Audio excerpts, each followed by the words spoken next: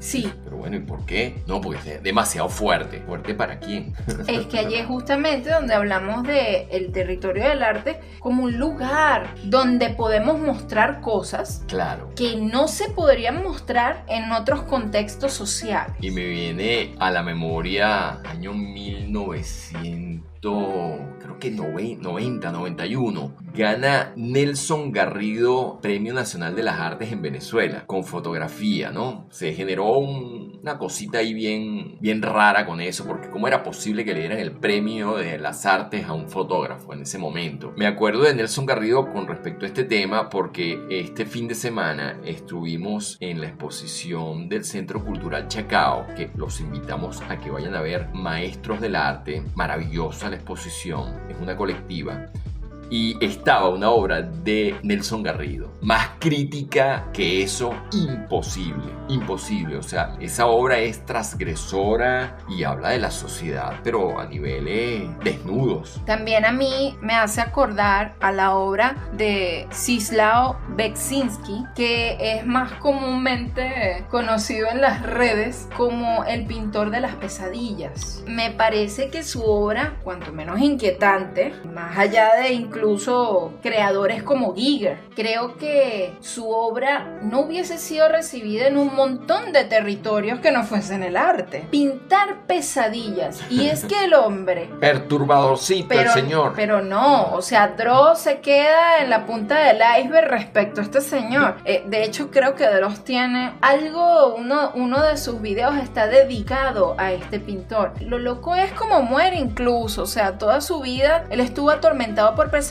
y de alguna forma todo esto empezó como una arte terapia, o sea, buscar la manera de sacar esas pesadillas de su cabeza. Era una persona muy afectada por esas pesadillas, llegó a hacer cosas muy interesantes. El nivel de realismo y de detalle de sus obras, así como los colores que utiliza, son una cosa de otro mundo, porque realmente plasmó la realidad de otra parte. Y de paso muere porque alguien se mete a su casa a robar, el robo salió muy mal y lo matan. Creo que definitivamente esta persona no hubiese podido llegar a todo lo que hizo si no hubiese sido a través del arte, porque ¿en dónde más podía tener la libertad para contar, para hacer, para recrear todos estos mundos de pesadilla si no era a través del arte? Creo que estos dos ejemplos, tanto Nelson Garrido como Cisław Beksiński, son sumamente interesantes. Sí, vamos al punto 5, arte para indagación social. Bueno, yo creo que la indagación social es precisamente que a través de tu obra veas o visibilices al otro qué es lo que sucede dentro de tu cultura. Yo estoy viendo esto en mi cultura y yo lo quiero transmitir. Tenemos de ejemplo La Sustancia, que la acabamos de ver hace nada, y definitivamente creo que esa película no es ni siquiera indagación social, es ahondar en la llaga y volver a ahondar y volver a ahondar.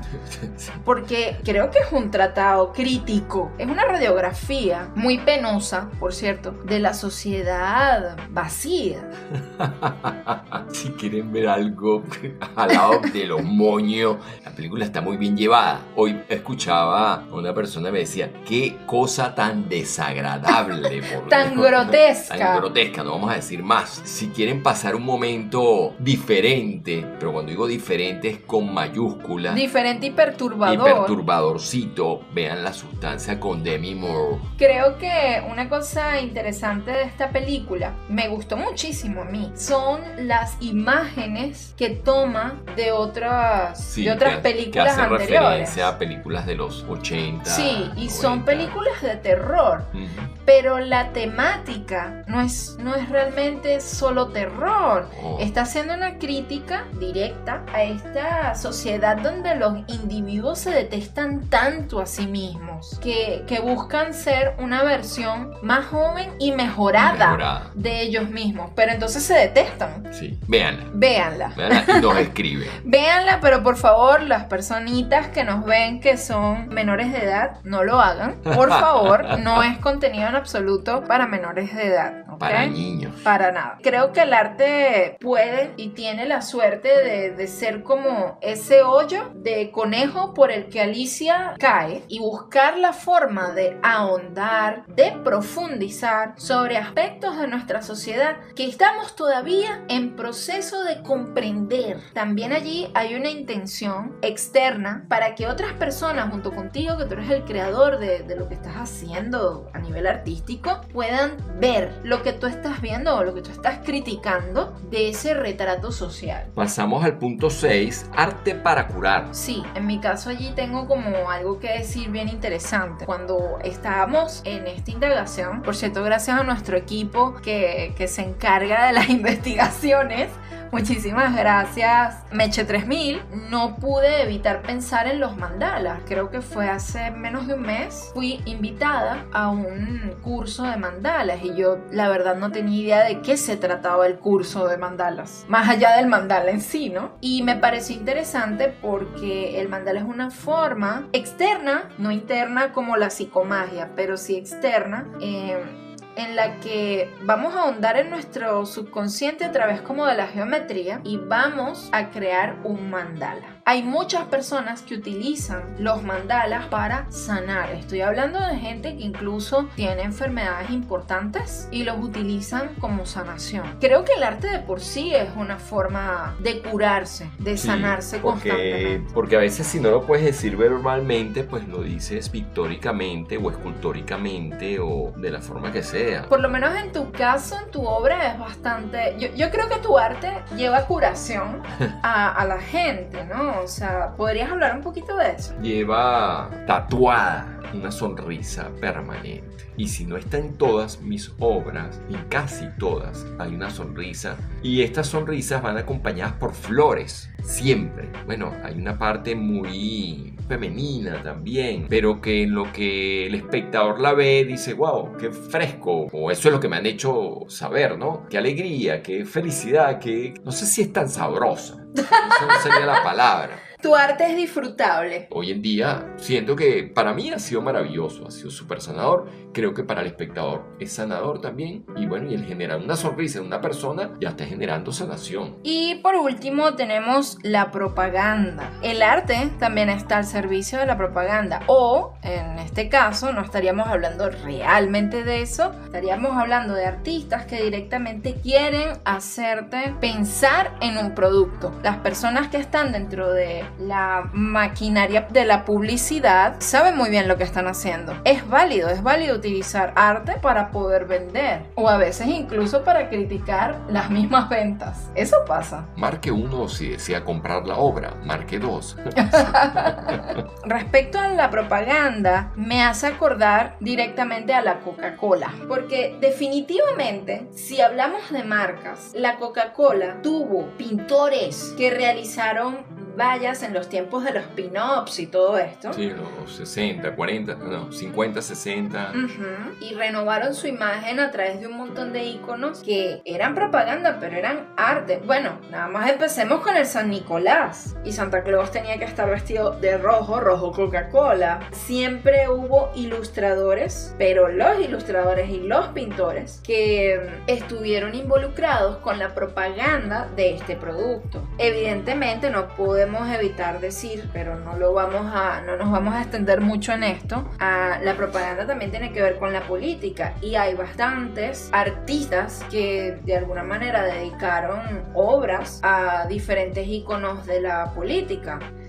Una cosa interesante con el tema del propósito, ambas funciones, tanto las que son motivadas, o sea, externas, que queremos plasmar algo allá afuera, como las no motivadas, que son las internas, están presentes en cada artista. Es así, aunque a veces no nos demos cuenta. Esa es la cosa, no nos damos cuenta. No nos damos cuenta. Que tenemos las dos cosas.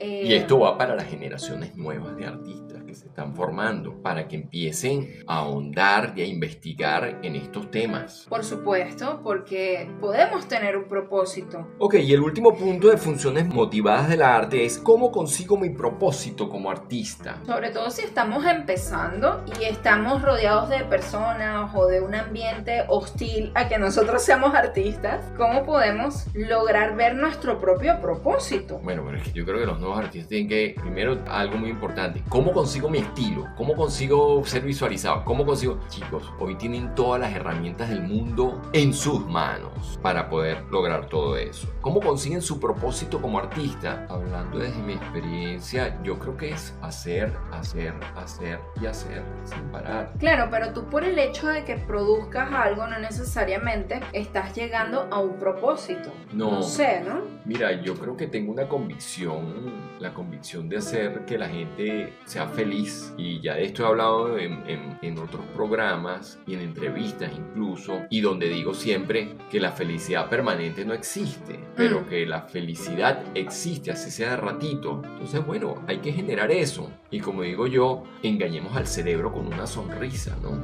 Y seamos por lo menos más felices. Mi propósito como artista es ese. Yo quiero que la gente sea feliz con mis colores, con mis sonrisas, con mis flores, y hoy en día estoy en esto. Sé qué pasará el día de mañana, si de repente pues me da por hacer obra de mi sueño. Pero es un proceso. Es un proceso. Hay que respetarlo. Sí, los procesos se respetan.